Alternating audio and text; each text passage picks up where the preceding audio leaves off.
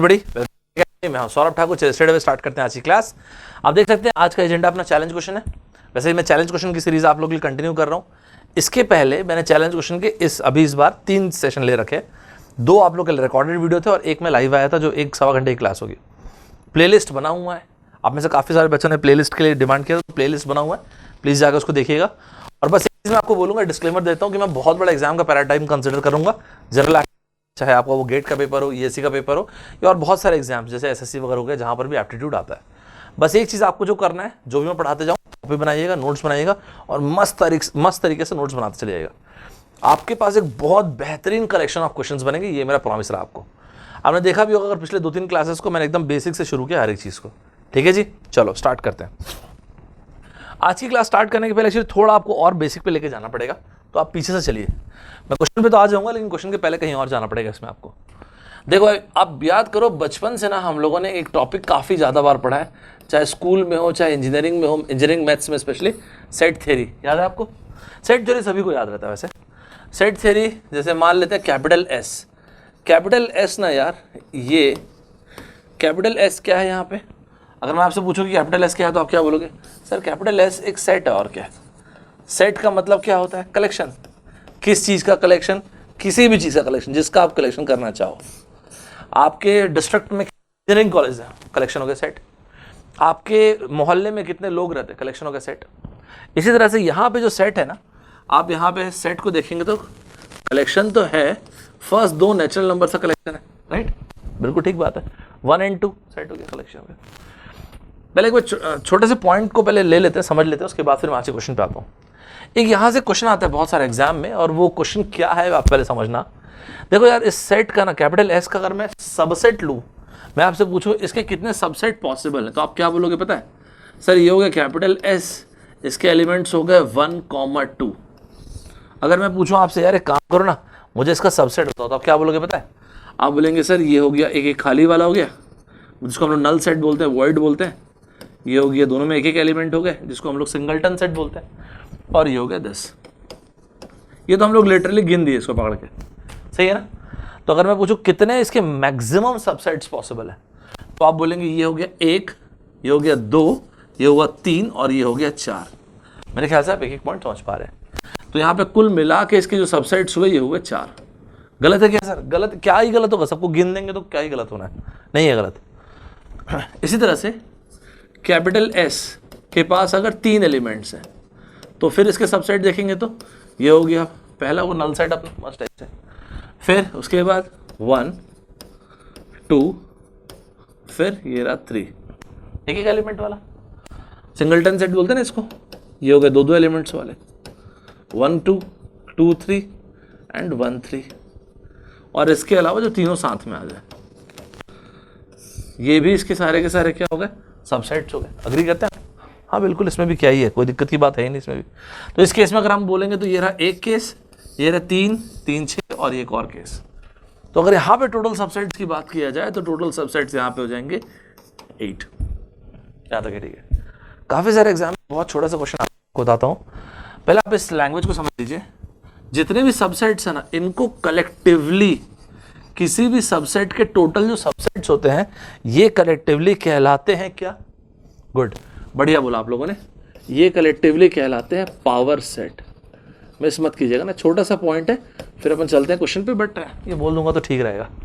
इसी तरह से ये मतलब सर आप ये बोलना चाहते हैं कि फर्स्ट वाले केस में पावर सेट हुआ 4। Yes, total number of subsets, total number of subsets यहाँ पे कितने जी? 8। तो अगर मैं पूछूं यहाँ पे P ऑफ S, ऐसा लिखते हैं, पावर सेट ऑफ S कितना हो गया? 8। यहाँ तक ये ठीक है। वैसे ये बेसिक थीम से निकल के आया है। आप देखेंगे तो यहाँ पे 2 एलिमेंट्स हैं, या तो आप 1 और 2 दोनों को कंसिडर मत कीजिए। 1 को या तो ले लीजिए या तो मत लीजिए, 2 को या तो ले लीजिए या तो मत लीजिए, या फिर दोनों को ले लीजिए। जहां पर भी आपके पास एग्जैक्ट 2 चॉइसेस होते हैं ना, इसको क्वांट में बोलते हैं बाइनोमियल थ्योरम, और इसी चीज को रीजनिंग बोलते हैं बाइनरी लॉजिक। अगर आपको ध्यान होगा पूरा x+y⁴ हो, सबकी जरूरत नहीं है। देखिए अगर आपको ध्यान होगा तो एक वैसे मेरे परम्यूटेशन कॉम्बिनेशन के बहुत सारे वीडियोस हैं यूट्यूब पर, आप चाहें तो वो भी देख सकते हैं, मैं बाद में और पढ़ा दूंगा। लेकिन इसी चीज़ को बहुत सिंपल भाषा में ऐसे लिखते हैं, NC0 + NC1 प्लस NC2, ध्यान से देखिएगा, कुछ मिस मत कीजिएगा, plus NC3 up to NCN। एक PNC का बड़ा बेसिक सा वीडियो जरूर देखिएगा, मेरे ख्याल है 150K से ज़्यादा लोग तुम देखा होगा, मेरे ख्याल है काफ़ी बेसिक, अच्छा आपको समझ में अच्छा है, उसमें आप ज़रूर देखना, फिर भी कुछ डाउट होगा तो आप पूछ ही सकते हो उसमें, तो है ना। तो उसको ऐसा लिखा जाता है, ठीक है जी। मैं इसको जस्टिफाई कर देता हूँ और इसी को लिखते हैं 2 to the power of n। बड़ा सिंपल है, सुन लीजिए एकदम आराम से।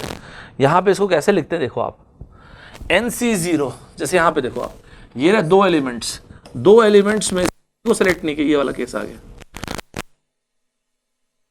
ये देखो ये वाला केस आ गया, दो में से दोनों को सेलेक्ट किया, ये वाला केस आ गया।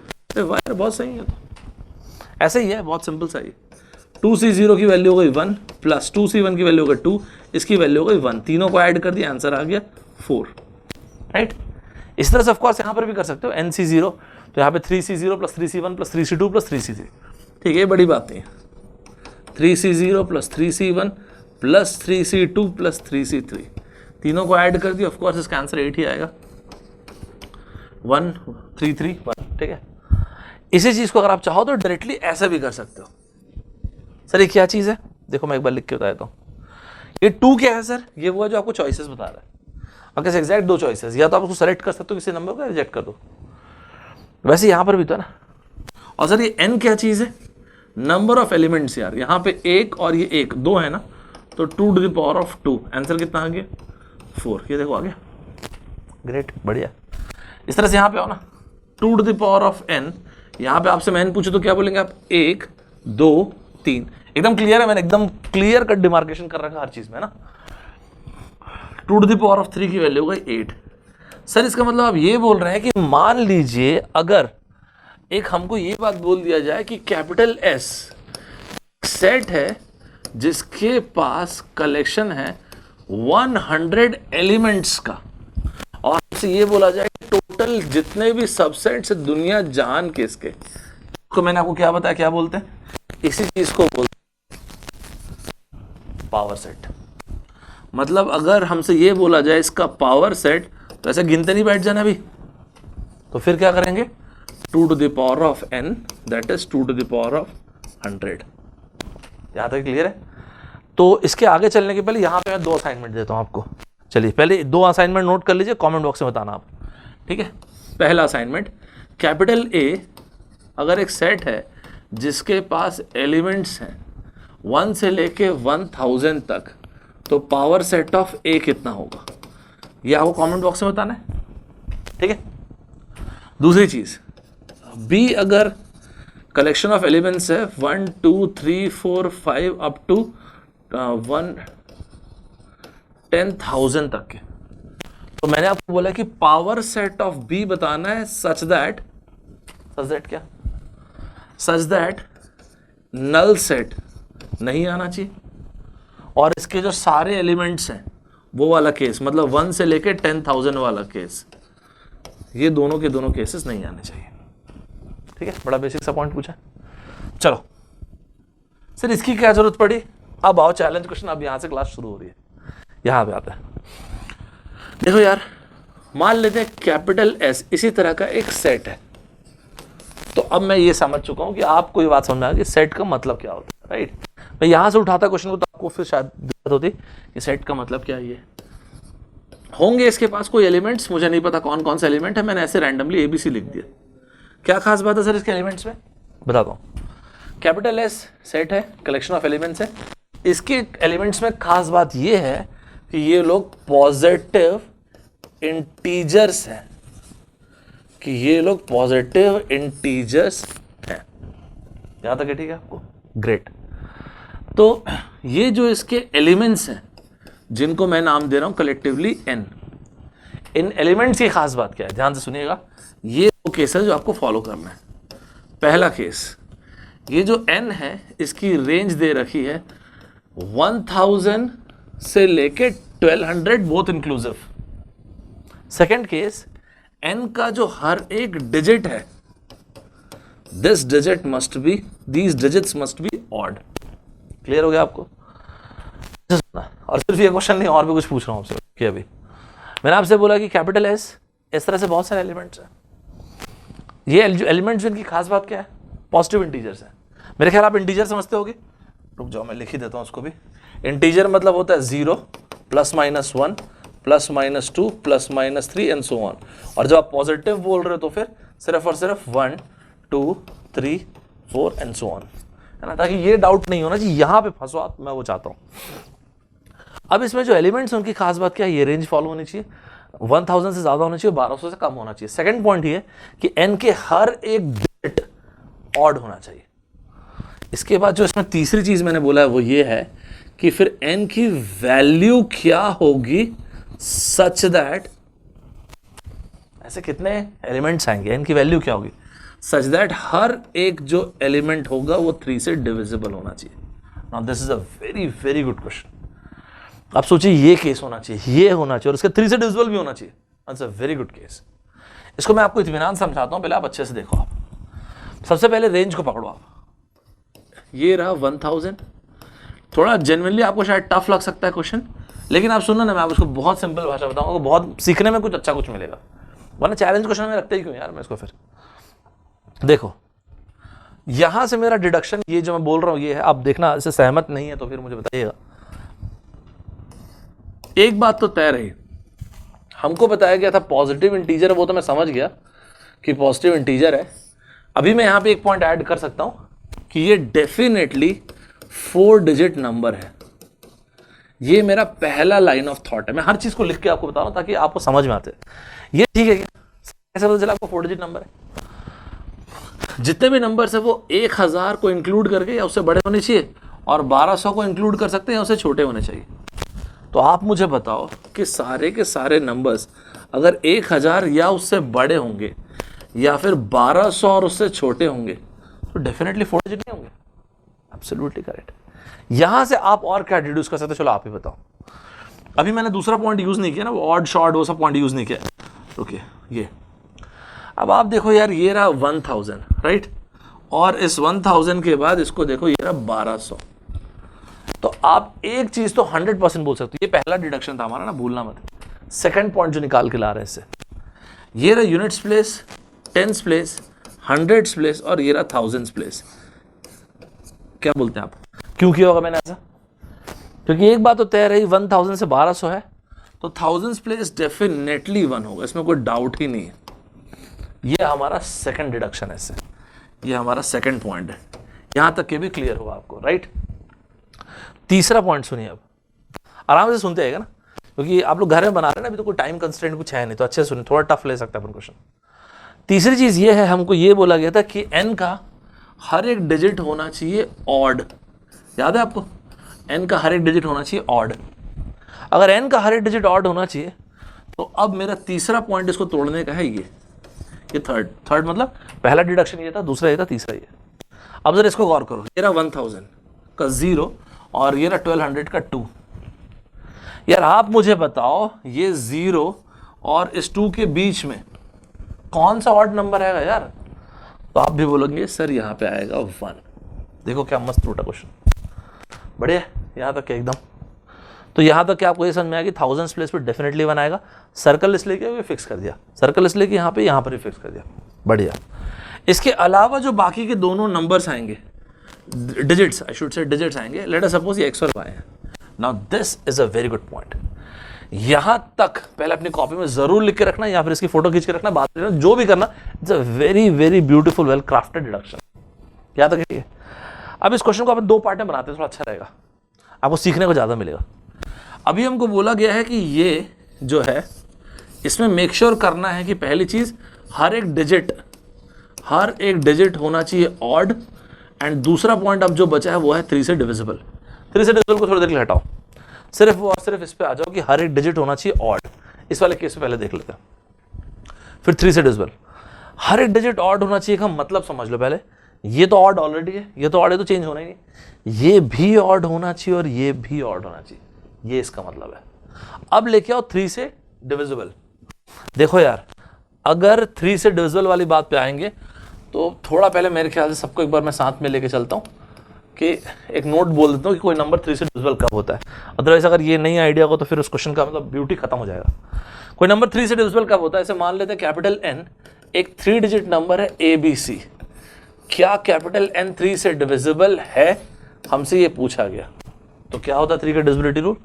3 का डिविजिबिलिटी रूल ये होता है कि डिजिट सम मतलब A plus B plus C, अगर ये डिजिट सम 3 से डिविजिबल है तो डेफिनेटली फिर नंबर भी 3 से डिविजिबल हो जाएगा। बहुत एक छोटा एग्जांपल ले लेते हैं, जैसे मान लीजिए कैपिटल N एक 3 डिजिट नंबर ही ले लेते हैं 123, तो 1 प्लस 2 प्लस 3 ये हो गया डिजिट। कितना हो भैया?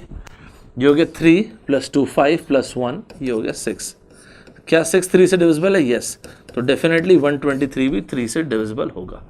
वैसे ऐसा ना यूजुअली लोग ऐड करके देखते भी नहीं, मैं आपको सच बताता हूँ, ऐसा देखते हैं यूजुअली 2 3 4 5 6 7।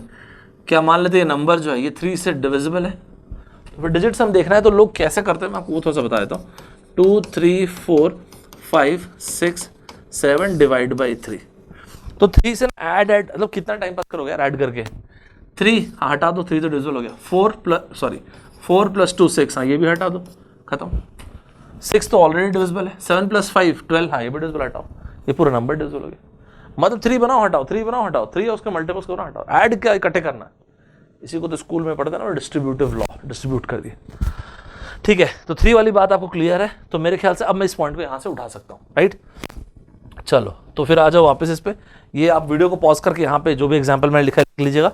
वापस से आता हूँ मैं। अब आ जाओ पिछले वाले पॉइंट पे। हम पहुँचे थे यहाँ तक के, ये रहा 1000, ध्यान से देखिएगा, 1 2 3 4 और ये रहा 1200।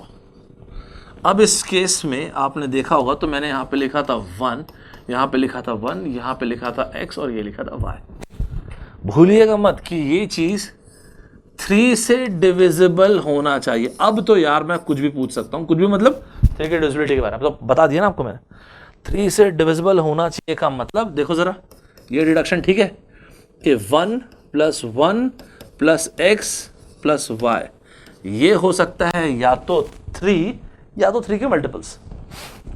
3 6 9 12 15 18।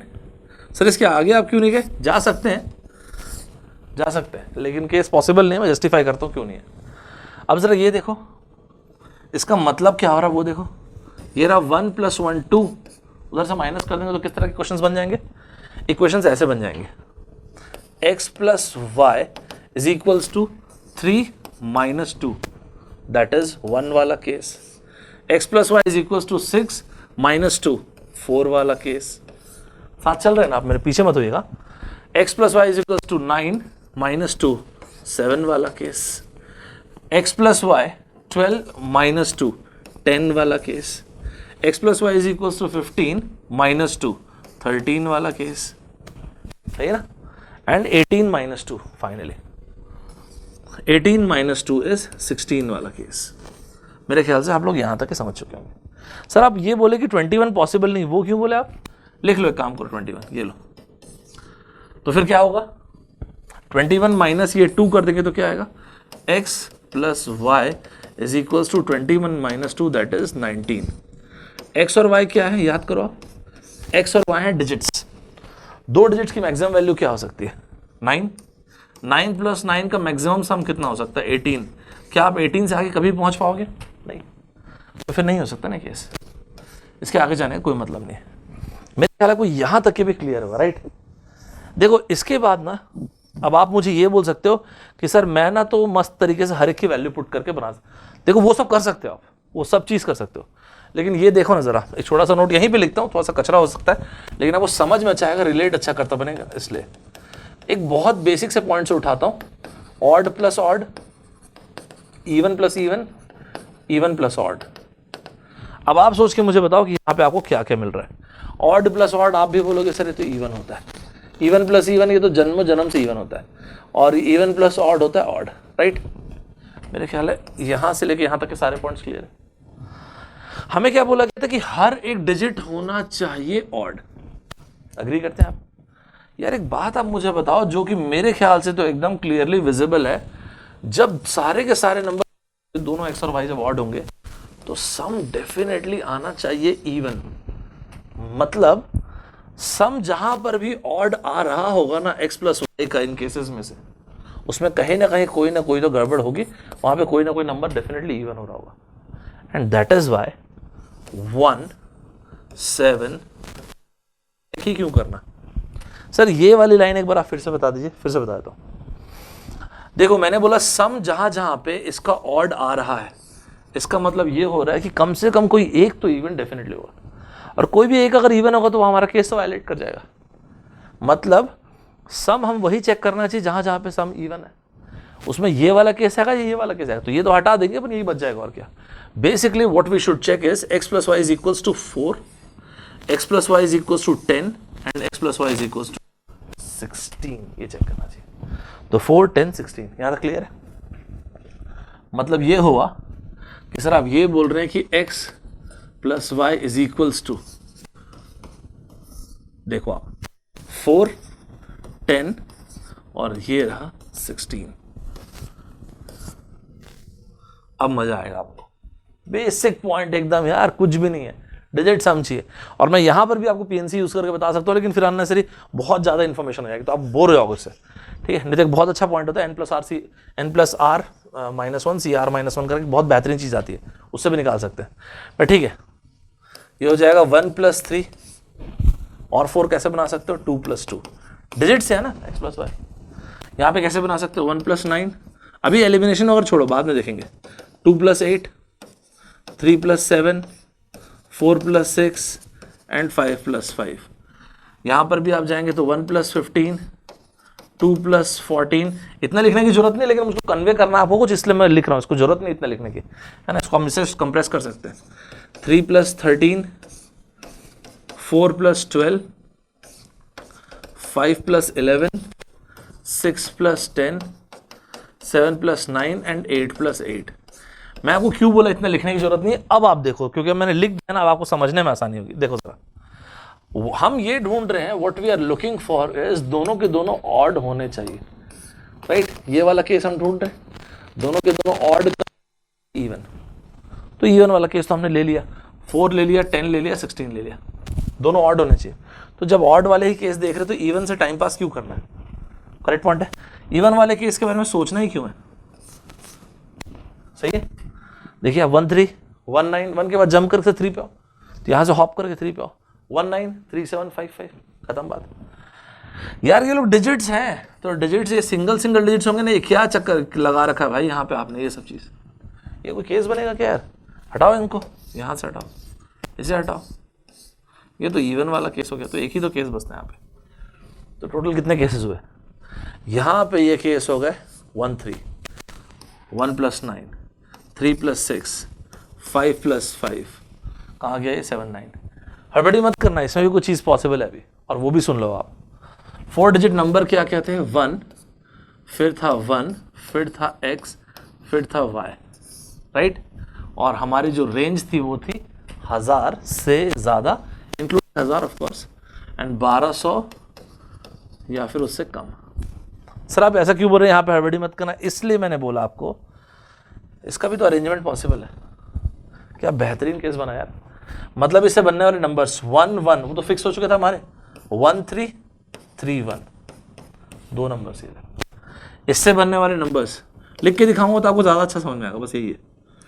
1 1 1 9 9 1, सही है। ये देखो 3 7 वाले को देखो, 1 1 3 7 7 3, करेक्ट है। 1 1 5 5, एंड सिमिलरली यहाँ पे आओ, इसको भी देखोगे तो 1 1 7 9 9 7। अब ये क्वेश्चन जाके कंप्लीट हुआ है। केसेस हो गए 1 2, आप डायरेक्टली अरेंजमेंट भी देख सकते थे, बस आपको समझाने के लिए मैंने लिखा है इसको। 2 3 4 5 6 7 8 और ये रहे 9 केसेस। अब ये एकदम करेक्ट आंसर है कि टोटल केसेस कितने होंगे इसके, 9। तो ये रहे वो 9 केसेस जो बोर्ड पे लिखे हुए हैं। मेरे ख्याल आपको यहाँ तक एकदम मस्त तरीके से समझ में आएगा। इस क्वेश्चन में मैंने काफ़ी सारी चीज़ें दिया हुआ है, काफ़ी सारा स्टफ दिया हुआ था, तो मेरे ख्याल से थोड़ा सा आपको टफ लग सकता है, लेकिन सिर्फ टफ वाली बात नहीं, अपने को स्किल भी अपग्रेड करना है ना। लेकिन एक क्वेश्चन बहुत अच्छा कुछ है सीखने के लिए। देखिए अभी एग्जाम तो दे नहीं रहे ना, आप पढ़ रहे हो, आप तो पढ़ोगे ना, तो जितना आप अपर मतलब ऊपर जा जाके पढ़ोगे, अच्छा थोड़ा लेवल ऑफ डिफिकल्टी तक आपके लिए बहुत अच्छा रहेगा। इसके बावजूद इसमें अगर आपको ऐसा लगता है कि सर मुझको ये चीज़ समझ नहीं है, ये डाउट है, ये परेशानी है, मुझे ज़रूर बताना, कोई दिक्कत की बात नहीं, कमेंट बॉक्स में बताना। राइट, टाइम आ चुका स्टूडेंट धर्मा का। तो ये रहा आपके लिए स्टूडेंट धर्मा में, और ये रहा क्वेश्चन आपके लिए। ध्यान से सुनना क्या बोल रहा हूं मैं। क्वेश्चन थोड़ा सा कुछ वैसा ही है जैसा आपकी गेट 2020 में क्वेश्चन पूछा था, उसी लाइन का क्वेश्चन है। मैंने ये बोला जब आपने 1 2 3 4 5 6 7 8 9 इस तरह से लिखना शुरू किया, और लिखते लिखते फिर आप पहुंचे 200, फिर आप पहुंचे 201 2 3 4 250 251 252 253 एंड फाइनली पहुंचे 254। सर फाइनली क्यों? बस यहाँ पे खत्म कर दिया और क्या। तो मैंने आपसे ये पूछ रहा हूं मैं, जब 1 से लेकर 254 तक के लिखा आपने, तो आपने ध्यान डिजिट 4, देखो एकदम मैंने प्रिसाइसली बोला डिजिट। अब उनसे ये डाउट मत पूछना कि सर डिजिट बोल रहे थे कि नंबर, क्लियर लिख। डिजिट 4 आपने कितने बार लिखा है? How many times have you written digit 4? When you've written all the numbers starting from 1 side by side, 1 2 3 4 5 6 7 to 254, how many times have you written digit 4? बस यही क्वेश्चन है। देखते हैं आप में से कितने बच्चे हैं जो इसका आंसर देते हैं। तो फिर ये बना के रखिएगा, कमेंट बॉक्स में बताइएगा, और सिर्फ आंसर मत लिखिएगा, इलैबोरेट करके बताइएगा। देखते हैं किसका आंसर करेक्ट है। जिसका भी इलैबोरेशन करेक्ट होगा, आंसर करेक्ट होगा, मैं उसको लाइक कर दूंगा उस आंसर को, तो आपको समझ में आएगा कि आपका आंसर करेक्ट है। फाइन, तो ये था हमारा आज का डिस्कशन। मुझे बताइए कमेंट बॉक्स में आपको मजा आया कि नहीं, ये चैलेंज क्वेश्चन वाली सीरीज से आपको मजा आ रहा है कि नहीं। थोड़ा टफ लग सकता है क्वेश्चन, लेकिन मैंने बहुत बेसिक से उठाया है चीज़ों को, हर एक चीज़ क्लियर करके बताया। आपको अपने साइड से ये करना है कि हर एक क्वेश्चन जो मैं बता रहा हूँ एकदम मस्त तरीके से कॉपी में वेल डॉक्यूमेंट करके लिखते चले जाइए। ये मेरा प्रॉमिस है कि आपका एप्टीट्यूड बहुत बेहतरीन हो जाएगा। फिर इंडिया में आप जो भी एग्जाम देना एप्टीट्यूड से रिलेटेड आप बहुत ही अच्छा कर सकते हो। राइट, चाहे वो गेट का एग्जाम दो, चाहे ईएससी का एग्जाम दो, एसएससी दो, बैंक का दो, कोई सा भी दो। राइट, ये था हमारा आज का डिस्कशन। मिलते हैं नेक्स्ट। मैं सौरभ ठाकुर आप लोगों से विदा लेता हूँ। Bye bye everybody, take care.